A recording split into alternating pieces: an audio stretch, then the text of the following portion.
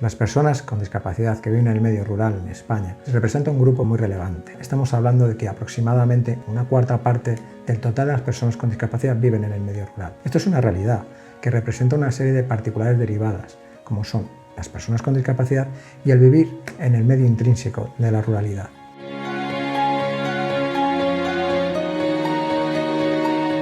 También debemos de tener en cuenta una cosa, es que las personas con discapacidad en los medios rurales se enfrentan a más dificultades que las personas con discapacidad que, por ejemplo, viven en una zona urbana.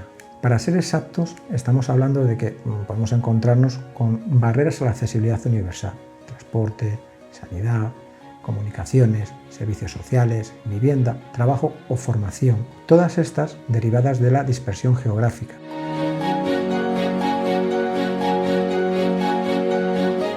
Las personas con discapacidad, lógicamente, tienen menos acceso, por ejemplo, a asistencias esenciales, como por ejemplo puede ser la asistencia sanitaria especializada. En definitiva, todos estos factores pueden llevar o conllevar un mayor riesgo de pobreza. Claro, estamos hablando que la combinación de la discapacidad más la ruralidad crea situaciones de aislamiento e invisibilización social.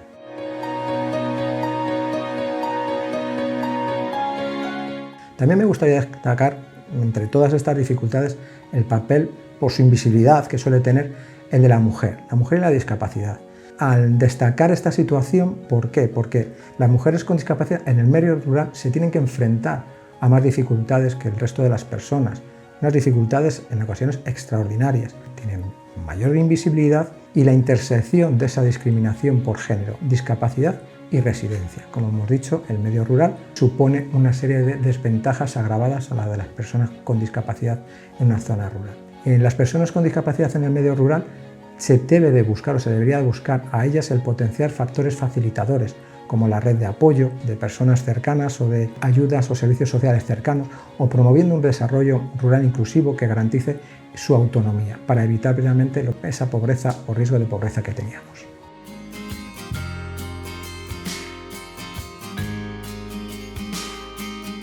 Más entrando en datos generales de la Comunidad de Madrid, tenemos que tener en cuenta una serie de características que hacen especial esta comunidad. La Comunidad de Madrid tiene 179 municipios, 2 entidades locales y 50 mancomunidades.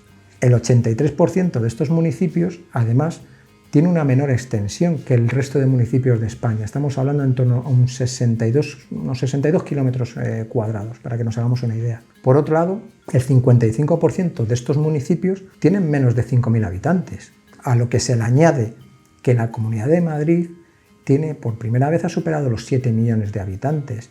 Para ser exacto, en los últimos 3 años ha estado creciendo a más de 120.000 habitantes, en un espacio que, claro, lógicamente es reducido, más concentración de personas, pero a su vez en desigualdad de condiciones.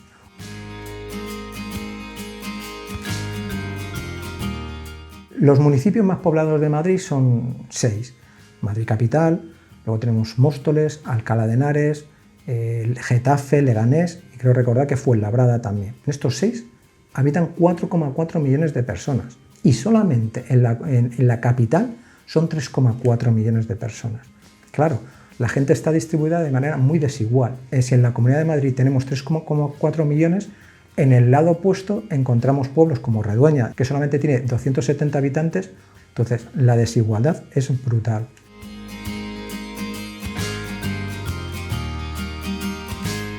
Pero si hablamos también de desigualdad, tenemos que hablar también de desigualdad de las personas con discapacidad. En Madrid, comunidad, viven aproximadamente, para que nos hagamos una idea, unas 433.000 personas con discapacidad. Si desgregamos esta cifra por género, encontramos que aproximadamente el 50,29% son mujeres. En 7 de estos municipios viven aproximadamente estas 304.000 personas con discapacidad. En Madrid, Móstoles, Alcalá de Henares, Fuenlabrada, y añadimos también Alcorcón, que no se había hablado anteriormente, pero que aquí ya aparece también un municipio más. Pasamos de 6 a 7. Solamente en Madrid capital viven 227.000 personas con discapacidad. Y en el medio rural nos quedamos en 12.500. Estamos hablando de una desigualdad de población muy grande.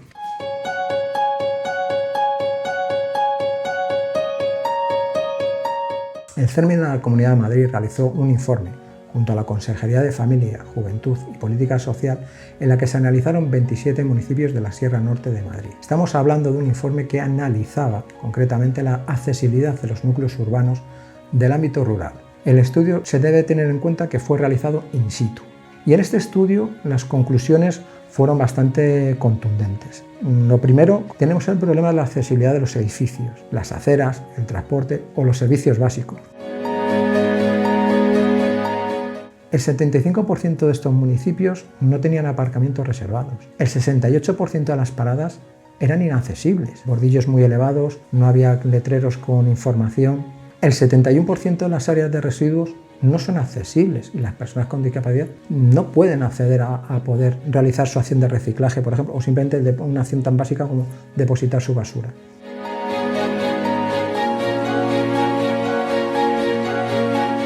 Las medidas que se han tomado desde el Ayuntamiento de Redueña para reducir las barreras arquitectónicas que reflejaba el informe han sido desde la parada del autobús, ya está completamente acorde a ley, es más, se hizo en la legislatura pasada, también se han reducido bordillos para hacer los viales mucho más accesibles. Queda trabajo por hacer, pero tenemos que contar con que Redueña es un pueblo que está completamente en cuesta, con una inclinación elevada bastante importante y jugamos con esa desventaja. En la medida de las posibilidades y lo limitado del presupuesto se va haciendo todo lo que está en nuestras manos.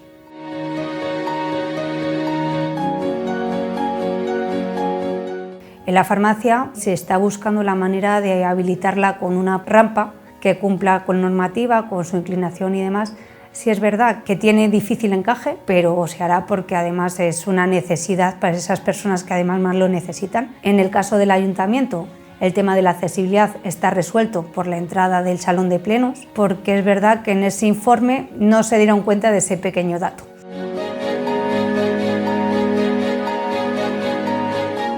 En el caso del consultorio médico también es accesible porque tiene su rampa reglamentaria y el acceso es totalmente válido tanto para una persona con movilidad reducida, incluso con una silla de ruedas.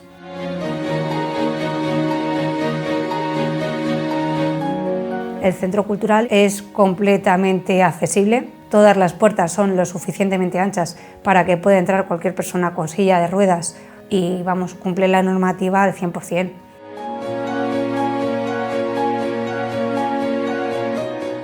Pues es verdad que el momento en el que hacen ese informe no había plaza de movilidad reducida, sí se han creado con las últimas actuaciones que se han llevado a cabo con el PIR, pero también es cierto que en un pueblo como Redueña, donde tienes todo el sitio del mundo, pues una persona con reducida movilidad no tiene ningún tipo de impedimento para dejar el coche con toda la distancia necesaria que necesita, pues eso, una persona que tiene que descargar una silla de ruedas o que le cuesta enorme trabajo subir y bajar de un vehículo.